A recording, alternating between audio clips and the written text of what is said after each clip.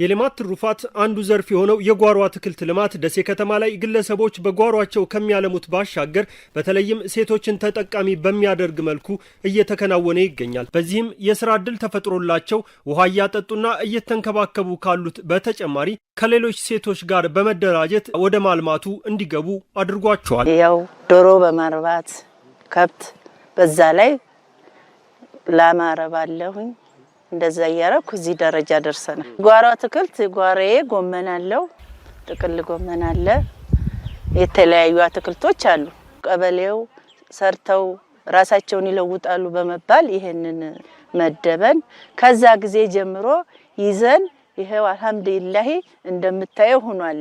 ሴቶች የልማት ተጠቃሚ ነን፣ በወሬ ሳይሆን በተግባር እናሳይ። የዚሁ የጓሮ አትክልት ልማት ተቋዳሽ የሆኑት ሌላኛዋ እናትም በቤታቸው ባለቻቸው ጓሮ ካለሙት ሰላጣ ብቻ በአንድ ጊዜ ግብይት እስከ 3000 ብር ድረስ ማግኘት ይያለሁ ብለውናል።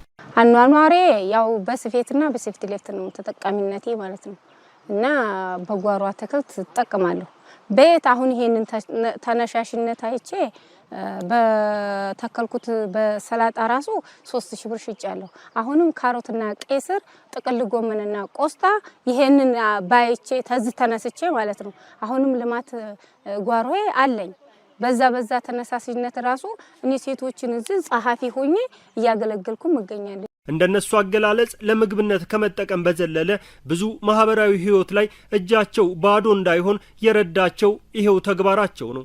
ለምሳሌ ያህል አሁን አባጅኝ ጎመን ምንላለው አይደርቄ እሱ አሁን ምን ጊዜም ውሃ ታለ ከፍከፍ ጧት ታረከው ምን ጊዜም በሳምንት ቢያንስ አንድ ሴት ቡናዋን እንኳን ገዝታ ተጠጣለች።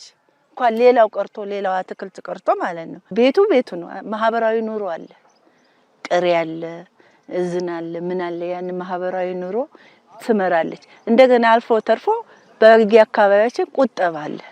ለዛ ሁሉ ያገለግላል። በከተማው በሚገኙ 3 ቦታዎች ላይ ማለትም ገራዶ፣ መገናኛና ጢጣ ቀበሌ ላይ የተደራጁ ሴቶችን ተጠቃሚ በማድረግ ቦታቸውን እንደ ግብርና ተሞክሮ ማሳያ ማዕከል አድርጎ እየሰራ የሚገኘው የከተማ አስተዳደሩ ግብርና መምሪያ በባለሙያ የታገዘ ክትትልና ድጋፍንም ያደርጋል። ማስተማሪያ እንዲሆን ሰርቶ ማሳያ በግብርና በኩል የተለያየ ነገር እያመረትን እየሰራንበት ይገኛል።